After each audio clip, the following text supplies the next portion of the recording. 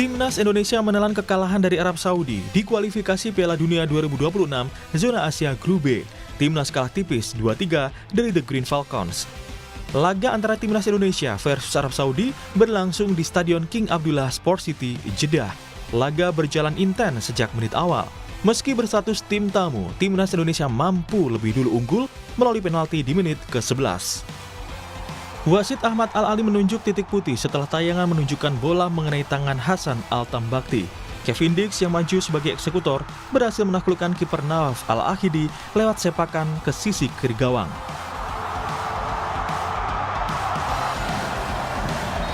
Namun, keunggulan timnas tak bertahan lama. Arab Saudi mampu menyamakan kedudukan di menit ke-17 melalui gol Saleh Abu Al-Samad. Skor pun berubah menjadi 1-1.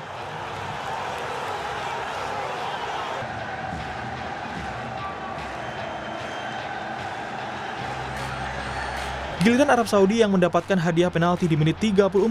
Wasit menunjuk titik putih usai meninjau VAR dan memutuskan Yakob Sayuri melakukan pelanggaran terhadap pemain Arab Saudi. Di menit ke-36 Arab Saudi berbalik unggul melalui gol penalti Feras Al-Brikan. Tim tuan rumah memimpin 2-1 di akhir babak pertama.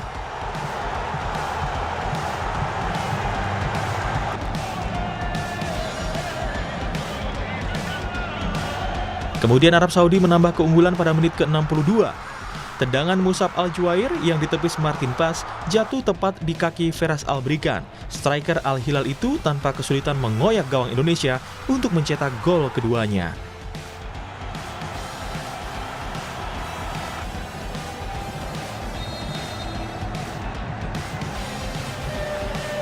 Timnas Indonesia mampu memperkecil ketertinggalan. Indonesia kembali mendapat penalti di menit ke-87 setelah bola mengenai tangan pemain Arab Saudi saat berebut bola dengan Ole Romeni di kotak terlarang. Kevin Dix kembali menjadi algojo penalti Indonesia. Dia sukses menyarangkan bola ke gawang dan mengubah skor menjadi 3-2 masih untuk keunggulan Arab Saudi. Skor 2-3 kontra Arab Saudi tidak berubah hingga peluit panjang dibunyikan oleh wasit. Usai pertandingan, pelatih Timnas Indonesia Patrick Kluivert menilai timnya kehilangan kendali permainan setelah mencetak gol pertama. Ia menyoroti celah di lini tengah yang dimanfaatkan lawan untuk membalikkan keadaan.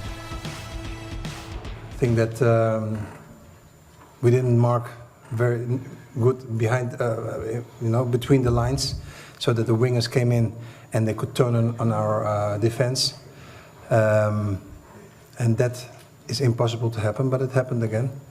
And I think that we couldn't get the grip after the 1-0. Then we conceded easy goals, and that is impossible to happen.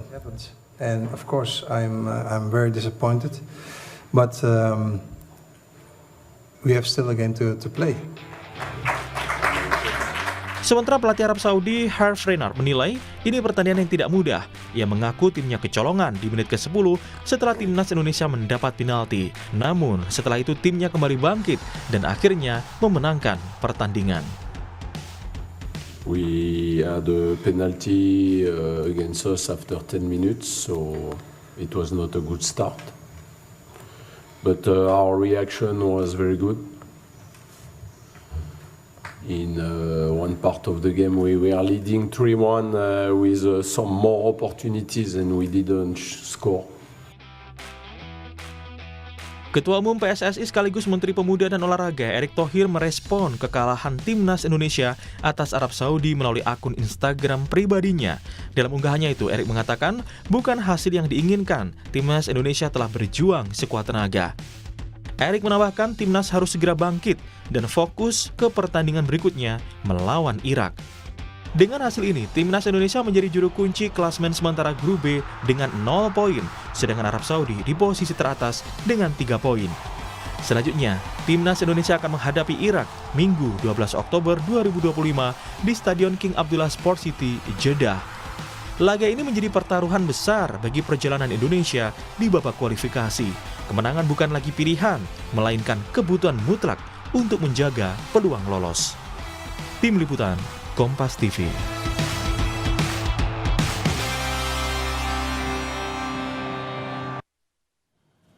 Dalam putaran keempat kualifikasi Piala Dunia Zona Asia, tim yang menjadi juara grup akan lolos ke putaran final. Sementara peringkat 2 akan melanjutkan perjuangan ke babak kelima. Di babak kelima, format pertandingan adalah kandang dan tandang. Bila lolos, perjuangan belum selesai karena akan bertanding di play-off antar konfederasi, yakni bertanding melawan tim dari benua lain.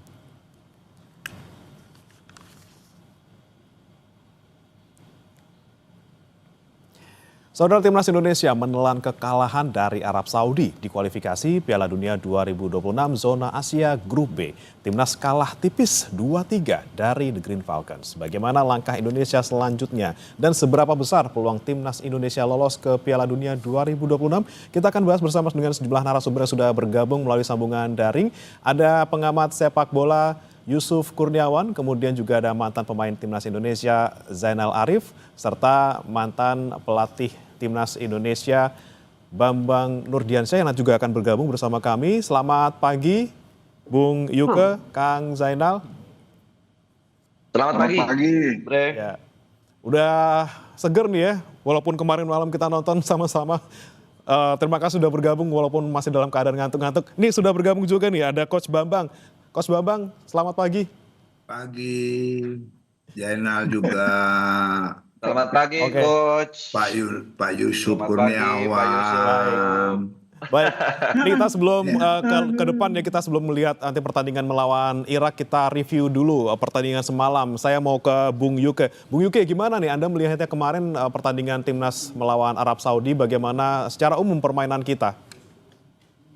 Iya, kalau saya lihat taktikal kita tuh kalah taktik ya. Jadi alih-alih melihat Arab Saudi akan bermain dengan intensitas tinggi, ternyata mereka lebih banyak memainkan reaksi, mereka lebih memainkan taktik ya dibanding physical game gitu. Dan ada momen di mana kita diberikan kesempatan oleh tim Arab Saudi untuk pegang bola ya. Tapi sayangnya kita nggak punya pemikir di situ karena yang dipasang oleh Patrick Kluivert tuh dua gelandang bertahan, dua gelandang yang dinamo gitu ya. Ada Joe Pelupessy dan juga Matlock gitu ya. Sementara kalau kita pegang bola kan mestinya harus ada yang masaknya gitu. Nah, Arab nih cukup pintar gitu ya. Dia mungkin sudah mempelajari cara main kita. Kita tuh selalu kesulitan kalau kita yang disuruh pegang bola gitu. Saya jadi ingat saat kita lawan Cina ya, waktu main di Cina. Itu kan alih-alih Cina sebagai tuan rumah akan bermain terbuka, mereka malah bermain tertutup, mereka nunggu. Dan saat itu kita benar-benar nggak bisa ngapa-ngapain gitu. Ketinggalan 2-0, terus kemudian Tom Haye masuk, baru tuh cair. Tapi udah telat, cuma bisa 2-1. Nah, ini kayak sedikit flashback ke episode itu gitu, ketika tadi malam kita lawan Arab seperti itu.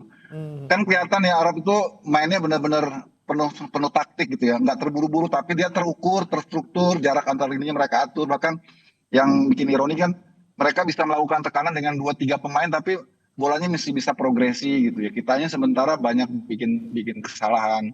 Dan itu yang menurut saya sih terlambat direspon ya. Babak kedua maksudnya tuh mestinya harus cepat ada pergantian yang signifikan, tapi faktanya Patrick Kluivert di awal babak kedua hanya menggantikan satu pemain, Beckham digantikan Eleanor Reinders yang impact-nya juga nggak terlalu signifikan. Baru menit ke-64 setelah kita udah ketinggalan 3-1, baru pemasaknya datang. Tom Haye main, Ole main, ada koneksinya di situ. Tapi ya sudah telat karena kita udah ketinggalan selisih 2 gol kan. Kita cuma bisa masukin 1 jadi 3-2. Jadi saya kira ini menurut saya ya, mungkin nanti dari pandangan Coach Bandar sama Abo bisa berbeda. Tapi saya lihat kemarin tuh kelemahan kita tuh di sisi kanan ya. Kan gol pertama itu kan karena Yakob terlambat nutup, terus Matlock juga slip bolanya, akhirnya ada ruang terbuka, center back kita nggak naik, dia syuting dari jauh masuk. Terus yang gol kedua itu jelas individual error ya dari Yakob yang narik baju penalti. Yang gol ketiga di tengah kita itu telat nutup sehingga akhirnya mereka leluasa. Kalau bukan Martin Pass itu kita udah bisa kemasukan 5 gol tadi malam tuh. Jadi ya itu saya kira yang harus dievaluasi gitu. Oke. Kalau Coach Babang punya pandangan yang sama nggak nih? Kira-kira kita kemarin tuh sebenarnya salah taktik gitu ya, telat pergantian pemain, kemudian lini tengah kita juga kurang maksimal gitu. Anda melihatnya seperti apa, Coach Bambang? Ya, saya sependapat sebenarnya sama coach. Ya, Yusuf udah coach sekarang. Sependapat sebenarnya kita taktikalnya kurang, menurut saya kurang gitu ya. Ada beberapa pengalaman atau saya melihat data bahwa tim yang sengaja dibiarkan untuk menguasai bola itu kecenderungannya memang akan kalah gitu, atau taktikal yang diterapkan lebih banyak untuk sementara bertahan dan melakukan counter-counter yang efektif gitu. Ya kalau tadi malam menurut saya terbalik justru gitu. Kok kitanya kayaknya terbuka gitu. Arabnya menunggu saat yang tepat untuk melakukan counter-counter yang efektif, permainan yang efektif gitu. Saya setuju taktikalnya. Saya pikir kalah dengan taktikal Arab. Arab main bolanya betul-betul taktikal ya. Karena mungkin sebetulnya kedua tim ini kan punya behind tim itu, menganalisa lawan yang akan dihadapi, bagaimana bermain menghadapi si tim A dan seterusnya kan gitu. Nah, justru saya melihat kok kitanya lebih keterbuka gitu, taktikalnya yang kurang jitu menurut saya, atau terlalu percaya diri tim pelatih saya tidak mengerti, tetapi bahwa Arab lebih cerdik, Arab lebih taktikannya lebih jalan tadi malam atau tadi pagi, itu saya setuju sama Coach Yusuf. Tetapi soal pemasangan pemain juga menurut saya kurang tepat ya gitu loh. Tetapi sekali lagi yang tahu situasi, yang tahu game model atau filosofi main bolanya mau seperti apa kan tim pelatih itu sendiri gitu. Kita orang luar, saya juga pelatih, tetapi kan saya melihatnya dari sisi luar gitu. Apa yang dimau, game modelnya seperti apa, mau main melawan Arab seperti apa yang mau dimanfaatkan kelemahan Arab, kita tidak tahu. Karena kan tim ini kan lengkap sudah itu. Ya, sekali lagi saya selalu bilang bahwa tim pelatih yang paling lengkap tuh ya ini tim sekarang ini ya. Tim behind the timnya gitu. Tetapi apa yang kita lihat taktikalnya menurut saya kurang tepat, atau terlalu percaya diri, kita terlalu terbuka untuk melakukan serangan gitu, sehingga ini bisa benar-benar dimanfaatkan celah-celah di belakang kita, dimanfaatkan pemain Arab. Belum lagi ada blunder-blunder pemain kita sehingga terjadi penalti yang nggak perlu menurut saya itu. Kan ada VAR segala macam sekarang main bola seperti itu. Harapan saya tadi malam tuh kita tidak kalah aja, udah lumayan gitu. Tetapi boleh dikata kita tertinggal 3-1 bahkan dulu. Ya, inilah sepak bola gitu kan. Ekspektasi kita sebenarnya terlalu tinggi, tetapi sebelumnya tadi malam saya sudah khawatir juga dengan beberapa pemain kita yang belum fit atau cedera atau tidak bisa main. Begitu, Bung.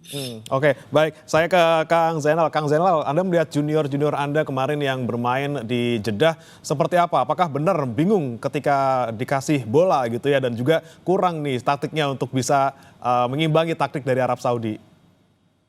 Ya, sebetulnya memang kita ini udah seolah-olah takut duluan ya. Karena apa? Kita udah pasang double pivot itu untuk mengantisipasi lini tengah dari Arab Saudi itu sendiri. Ternyata pas begitu bermain, mereka itu malah yang menunggu kita supaya kita masuk ke lini pertahanan mereka. Akhirnya ketika kita masuk perangkap, mereka melakukan counter yang menurut saya ini kecerdikan dari seorang pelatih ya. Yang dari awal sebetulnya kita itu khawatir bakal mereka menekan di menit-menit awal, ternyata mereka tidak melakukan itu. Mereka menunggu kita, mereka menunggu bagaimana kita melakukan kesalahan, begitu ada celah mereka memanfaatkan itu semuanya. Ini betul-betul kecerdikan dari seorang pelatih. Yang sebetulnya dari awal juga kita terlalu khawatir bagaimana para pemain Arab ini akan melakukan tekanan di menit-menit awal. Ternyata mereka tidak seperti itu. Mungkin itu. Oke, baik. Kemudian kalau Kang Zainal melihat kemarin lini tengah kita kan juga ini menjadi sorotan gitu ya, bahkan Kluivert juga menyebutkan secara spesifik gitu. Kalau Anda melihat seperti apa kemarin, terutama mungkin Mark Locke kemarin yang juga kita soroti performanya dinilai kurang gitu ya karena hanya melepaskan 1 tembakan dan juga nggak nyentuh kotak penalti lawan sama sekali. Iya, saya juga di sini agak sedikit heran ya, karena kenapa harus memang menurunkan seorang Mark Locke di posisi itu, tetapi pelatih juga punya pertimbangan lain, seperti yang Coach Bambang tadi sampaikan, dan Mas Yuke tadi sampaikan. Ini seolah-olah kalau kita sudah pakai 2 gelandang pivot ini yang tipe karakter bertahannya kuat, seolah kita udah kalah 1 langkah. Harapan saya sih kemarin memang Tom Hai yang bermain dari menit awal ya, karena dia sang metronom selama ini di playmaker-nya ada di sang profesor, tetapi ya itu tadi ya, bagaimana seorang pelatih sudah mempertimbangkan hal-hal tersebut. Dan agak sedikit terlambat juga pergantiannya, menurut saya. POV dari saya itu memang seperti itu kemarin. Oke. Kemudian kalau Coach Bambang melihatnya seperti apa juga kemarin penampilan dari Mark Locke dan juga kemudian strategi dari Kluivert yang kemudian tidak memasukkan Tom Haye dari menit awal dan terakhirnya itu telat gitu untuk mengganti Tom Haye, menggantikan Mark Locke ke Tom Haye. Ya, sekali lagi kita sependapat itu, tetapi semua pasti ada pertimbangan karena kan bukan Patrick Kluivert saja yang ada di situ kan. Tentunya tim behind the timnya juga masukan-masukan, pendapat dan sebagainya. Kita sekali lagi saya ingatkan, kita ini orang luar yang tahu persis game model mainnya, filosofi mainnya seperti apa tuh mereka itu gitu. Tetapi betul kata Jainal sama Coach Yusuf memang sedikit jadi pertanyaan kita lah. Kenapa mereka yang diturunkan gitu kan, pergantian cepat apa terlalu lambat atau terlambat mengganti pemain, itu wajar-wajar saja kita melihat. Tetapi yang tahu persis apa yang mereka akan lakukan dengan tim kita itu kan mereka itu gitu. Tetapi jelas kelihatan di dalam pertandingan kemarin pergantian terlambat, taktikalnya kita kalah gitu kan. Tidak ada perubahan menurut saya ketika kita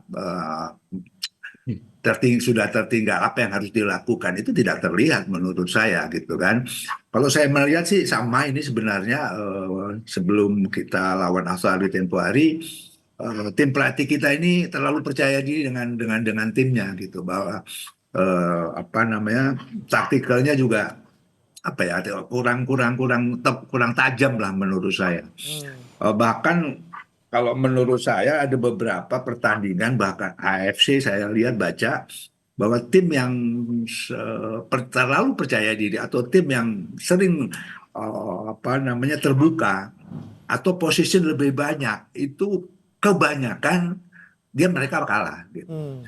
Jadi di sebuah turnamen di AFC terutama yang saya baca itu banyak tim yang sering menguasai banyak justru mereka kalah dalam turnamen itu gitu, tidak masuk ke babak selanjutnya, dan yang juara justru banyak melakukan taktikal seperti itu.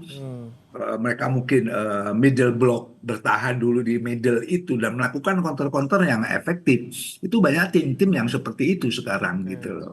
Dan itu data itu saya dapat dari AFF, bukan saya yang ngomong. Ternyata kemarin kan sama sebenarnya gitu loh, bahwa taktikal itu sangat penting, di samping juga bagaimana menyusun pemain, memasang pemain dengan taktikal yang dimau, itu yang paling penting menurut saya. Kalau tadi malam saya nggak melihat itu maunya apa nih Patrick Kluivert dan kawan-kawan gitu.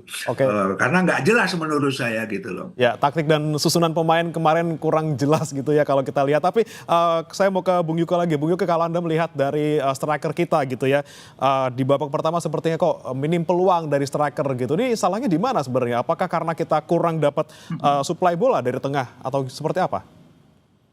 Ya, pertama kita mesti maklum ya, karena striker utama kita Ole memang tidak dalam kondisi yang prima kan. Jadi wajar kalau di babak pertama dia tidak dimainkan. Mungkin memang akan direncanakan main di babak kedua.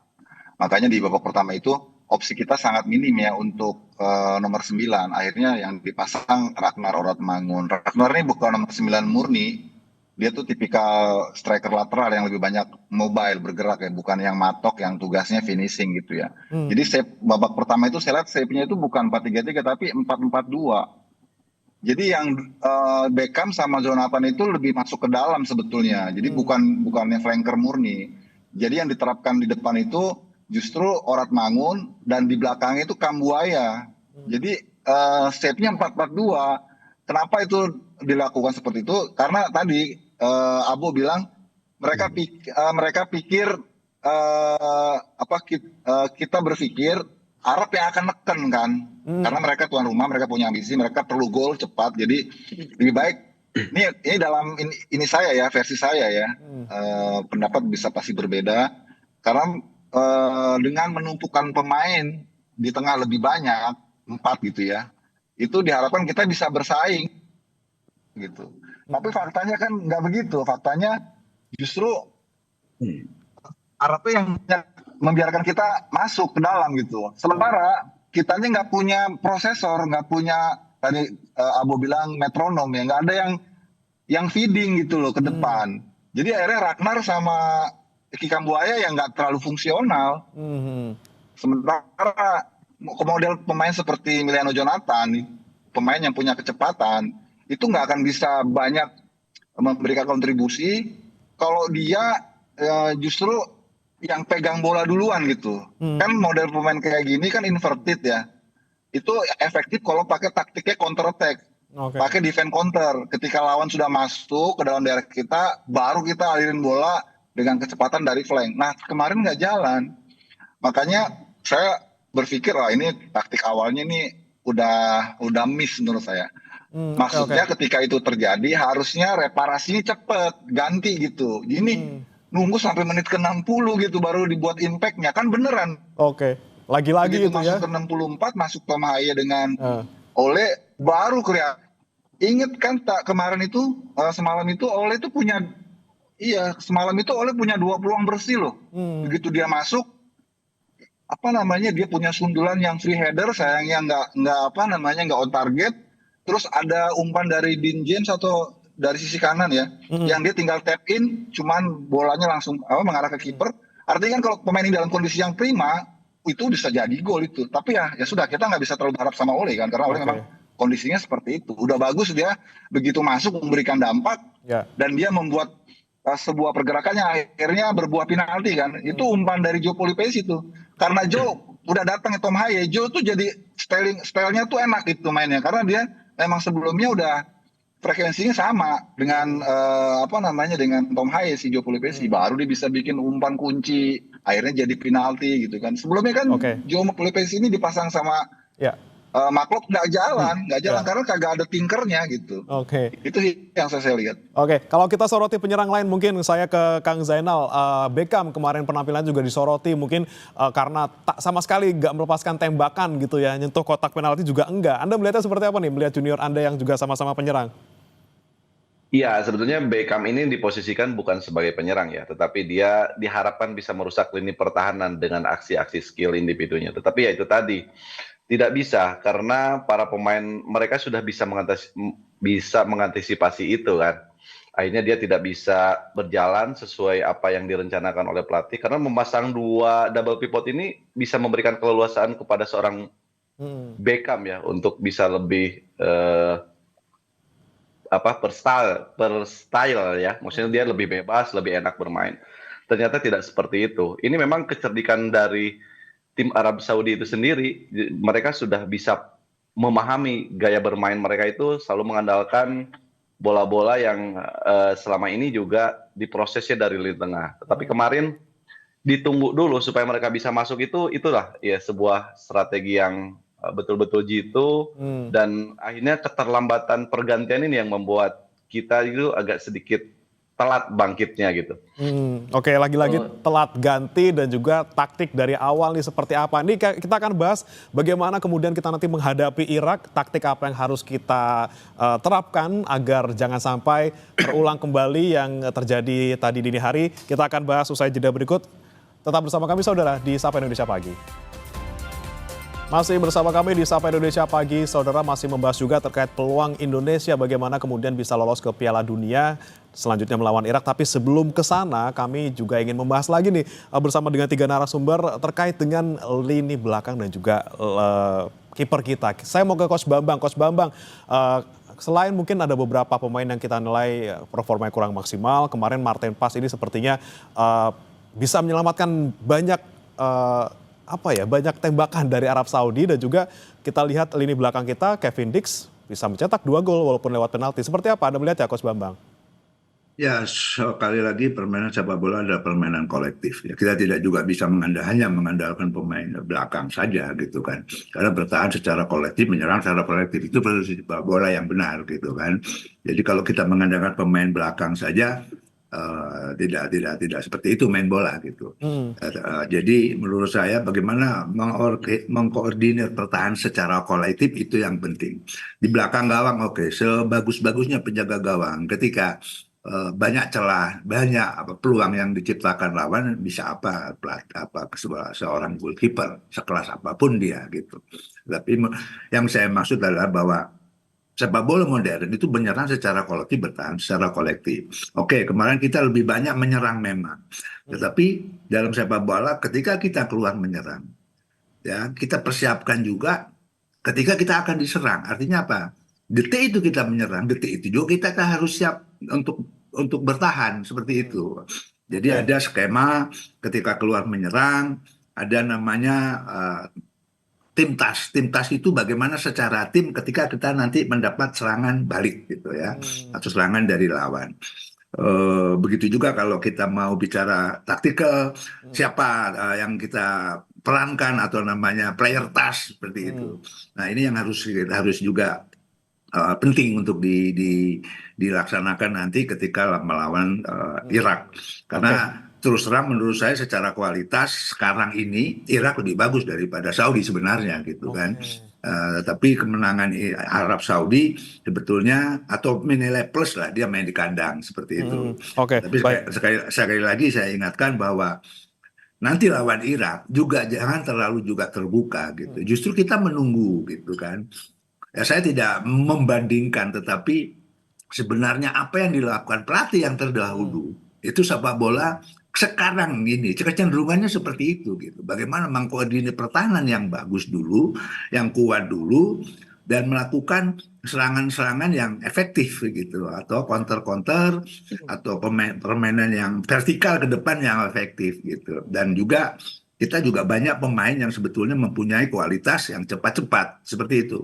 Oke, lini pertahanan kita perkuat, tapi juga nanti bisa kita fokusnya ke serangan setelah itu gitu ya. Tapi sebelum itu kita lihat dulu skemanya saudara, terkait dalam putaran keempat kualifikasi Piala Dunia Zona Asia ini, tim yang menjadi juara grup akan otomatis lolos ke putaran final. Sementara peringkat kedua akan melanjutkan perjuangan ke babak kelima. Di babak kelima, format pertandingan adalah kandang dan tandang. Bila lolos, perjuangan belum selesai karena akan bertanding di play-off antar konfederasi, yakni bertanding melawan tim dari benua lain. Ini dia yang kemudian selanjutnya saudara akan kita hadapi di hari Minggu nanti melawan Irak. Saya akan tanya ke Bung Yuke dulu. Bung Yuke, melihat evaluasi dari tadi dini hari gitu ya, taktik kita yang kurang matang, kemudian pergantian pemain yang juga telat gitu. Apa yang bisa kita pelajari dan juga kita nanti terapkan untuk melawan Irak? Iya, kalau saya agak ekstrim ya. Kalau saya pikir sih balik aja ke formasi awal gitu. Ketika kita mengalahkan Cina, ketika kita mengalahkan Bahrain, kita kan pakai 3 back. Ketika transisi kita jadi 5 back. 3 back yang kita bisa turunkan itu bukan sesuatu yang tabu ya, karena ketika kita ngalahin Cina dan ngalahin Bahrain 1-0 itu kan pelatihnya udah Kluivert dan terbukti proven gitu. 3 stopper itu sudah sehati, sudah senyawa antara J.I. Jazz, Rizky Ridho, sama Justin Hubner. Sementara sisi kanannya, wingback kanannya Kevin Dix, wingback kirinya kalau Verdong pulih ya, Verdong gitu. Terus di senternya itu ada Joe Pesci, kemudian Tom Haye, terus depannya opsional tuh, depannya banyak tuh kita punya tuh. Di situ ada Miliano, ada Gilstra yang belum diturunin, ada Ragnar, mungkin juga Oli bisa pulih sepenuhnya nanti di laga kedua, itu bisa langsung ngegas. Maksudnya formasi terbaik menurut saya itu. Jadi nggak usah terlalu naif ya memaksakan sistem yang nggak jalan gitu. Apalagi tadi Coach Bambang bilang sepak bola sekarang tuh sepak bola yang efektif, yang cenderung pragmatis, tapi konkret hasilnya gitu loh.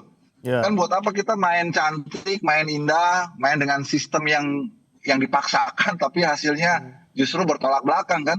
Oke. Pakai aja sistem yang udah proven. Kalau saya ya, soalnya Irak itu lebih strength-nya lebih besar, maksudnya physical game-nya lebih kuat dia. Karena ini Irak ini bukannya Arab sebenarnya, tapi Persia. Persia tuh besar-besar dan keras, lebih keras dari Arab. Kalau Arab mainnya masih ada Latin-Latinnya, masih ada skill-skillnya. Kalau Irak tabrak sekalian gitu loh. Jadi kita harus mainnya harus benar-benar pintar, benar-benar cerdas, jangan polos gitu. Itu yang saya kira harus benar-benar jadi bahan pertimbangan lah supaya nanti lawan Irak kita nggak ngulangin kesalahan yang sama gitu. Jangan mainnya polos ya, jangan terbuka tadi kata Mas Bambang gitu kan. Kita harus lebih smart lah gitu. Itu sih kalau ini saya ya. Oke, lebih smart dan juga taktikal gitu ya kita nanti melawan Irak. Saya ke Kang Zainal lagi. Kang Zainal, ini Anda melihat siapa sih yang seharusnya kita turunkan di starting line up gitu ya? Kalau kemarin Ole sama Tom Haye tidak dari awal, seperti apa mungkin nanti kita melawan Irak? Apakah juga kita keluarkan juga nih Verdong dari awal untuk back?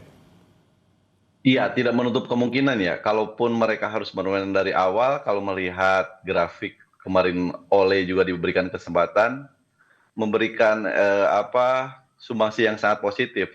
Artinya kalau nanti pun Ole harus dipasang di menit awal, saya pikir itu sesuatu hal yang wajar dan mesti dilakukan. Satu lagi, Tom Haye juga. Tom Haye juga sepertinya memang diberikan kesempatan dari awal itu akan lebih mudah. Kembali ke platform awal lah, yang sudah terjadi, yang sudah efektif waktu itu. Seperti yang disampaikan dua mentor saya juga ini di depan, bahwa sepak bola ini adalah kolektivitas, efektivitas, dan pasti.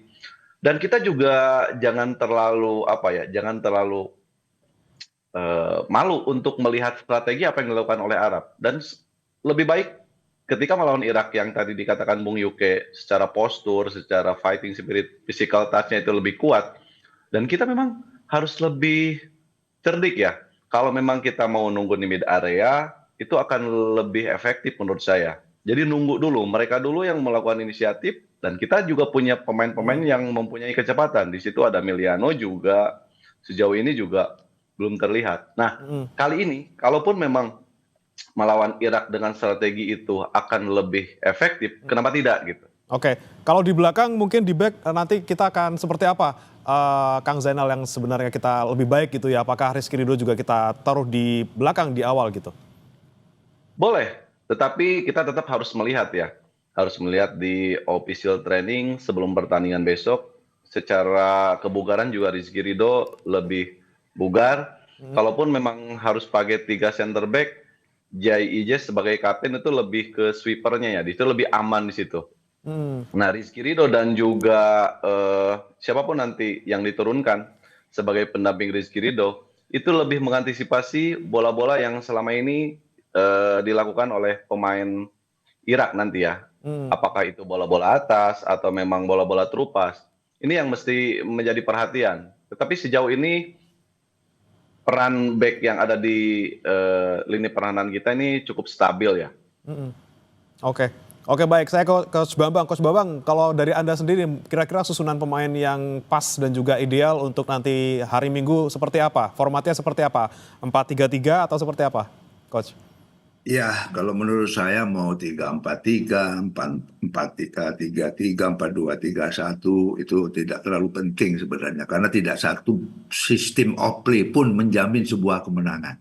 Tinggal sekarang bagaimana tim pelatih ini mau bermain seperti apa, filosofinya seperti apa, game modelnya seperti apa menghadapi Irak, strateginya seperti apa gitu.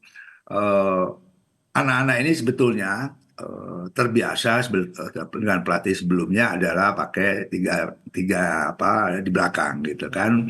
Kalau kita diserang 3 back. Kalau kita diserang pun kita biasa, kata Coach Yusuf tadi bisa 5, bahkan Coach Juve bisa 6 kadang-kadang kan gitu kan. Gitu dibantu juga sama. Nah ini menurut saya lawan Irak menurut pandangan saya, kenapa tidak dilakukan seperti itu saja gitu kan. Tetapi sekali lagi kita outsider, kita hanya bisa mengamati, tetapi tetap yang tahu persis apa yang mau dilakukan dengan tim ini adalah tim pelatihnya gitu. Menurut saya pribadi harus jelas kita mau main seperti apa sih lawan Irak ini, dan saya yakin mereka kan sudah ada analisa. Makanya tim behind the team ini lengkap sebetulnya, kan ada tim analisa juga. Dari situ baru dirumuskan kita mau main seperti apa sih gitu loh. Itu yang paling penting nanti lawan Irak. Eh, saya pikir bukan lawan Irak aja, lawan Saudi pun harus tentunya begitu tuh, begitu loh. Dan harus tepat sebenarnya. Jadi kalau ditanya formasi apa, menurut saya mereka yang tahu mau main seperti apa, filosofinya seperti apa. Kalau dibalikin ke saya pribadi, anak-anak ini terbiasa dengan pelatih yang lama dengan bertahan tiga tiga di belakang itu ya. Kalau kalau menyerang atau kita bertahan itu berubah menjadi 5 bahkan 6 gitu kan. Nah, itu yang paling penting menurut saya. Sekali lagi, Irak bukan tim sembarangan juga gitu. Kalau secara tim saya pikir Irak, Arab itu saya bisa bicara Irak timnya lebih bagus. Tadi Coach Juve udah katakan bahwa Irak itu bukan Arab dia sebetulnya kan. Gaya mainnya juga beda dengan negara-negara Arab ya kan, dia powerful juga gitu kan. Nah, ini yang harus diantisipasi untuk tim pelatih kita. Oke, baik. Baik, saya ke Bung Yuke lagi. Bung Yuke, Anda melihat kalau peluang Indonesia nih bakal lolos nggak sih sebenarnya ke Piala Dunia? Walaupun nanti mungkin lewat jalur ini ya, babak 5 gitu. Ronde Anda lima. melihatnya seperti apa? Ya, peluang masih ada, tapi kuncinya satu ya kalahin Irak gitu ya. Kalau kita kalahin Irak, itu kemungkinan kita minimal lolos ke ronde 5 itu sangat besar. Karena kan di laga terakhir pasti Arab juga nggak mau kalah kan sama Irak. Kalau di laga terakhir mereka imbang ya kita berarti kan peringkat kedua ke ronde 5 kan. Tapi ini pertarungan yang seru menurut saya karena walaupun kita sekarang ada di posisi ketiga, kalau kita bisa ngalahin Irak 2-0 misalnya ya, terus kemudian di laga terakhir Irak ngalahin Arab 1-0 aja, kita yang lolos langsung ke Piala Dunia. Karena kalau udah saling mengalahkan, maka yang dihitung selisih gol di antara bertiga ini. Nah, kita itu plus 1. Arab tuh nanti kalau dia kalah 1 dari Irak, berarti kan dia 0 selisihnya kan. Sementara Irak -1. Nah, itu kan menarik kan. Jadi kuncinya itu kita bagaimana fokus dulu dah ngalahin Irak dah. Paling nggak itu udah modal untuk ronde kelima. Syukur-syukur kalau nanti Irak bisa ngalahin Arab gitu kan. Jadi saling mengalahkan kan. Kalau saling mengalahkan, selisih gol berarti kan yang dihitung kan. Artinya ya semua terpulang pada ikhtiar kita. Kalau kita bisa ngalahin Irak, kita pantas berharap kita lolos ronde 5 gitu. Atau bisa langsung misalnya. Tapi kalau kita nggak bisa ngalahin Irak ya sudah berarti memang kita levelnya cuma sampai di situ gitu. Sayang sih sebetulnya. Oke, minimal kita menang lawan Irak hari Minggu. Terakhir mungkin saya ke Kang Zainal lagi. Kang Zainal, apa sih yang kita perlu waspadai dari masing-masing personel pemain di Irak gitu ya? Pasti kan berbeda karakter juga dengan Arab. Seperti apa yang harus diwaspadai teman-teman di timnas kita sekarang? Iya, sebagian para pemain yang berkompetisi di tanah air sudah paham banget bagaimana tipe karakter pemain dari Irak itu sendiri. Ada perwakilan yang bermain untuk Persib kayak Putros ya. Putros juga bermain untuk Persib, dia di timnas nasional Irak, dan para pemain juga sebetulnya udah mengenal karakter para pemain timnas Irak itu sendiri. Saya pikir tidak terlalu banyak kesulitan ya. Tidak seperti ya kalau memang secara fisik mereka kuat, tapi secara taktikal mungkin juga tidak terlalu wah seperti yang Arab lakukan kemarin. Peluang itu tetap ada, dengan catatan para pemain kita juga jangan terlalu overconfident, dan penempatan pemain yang selama ini menjadi tanda tanya kita, yang menjadi pembahasan kita, ini mesti harus benar-benar matang. Oke. Apa? Karena itu tadi gitu.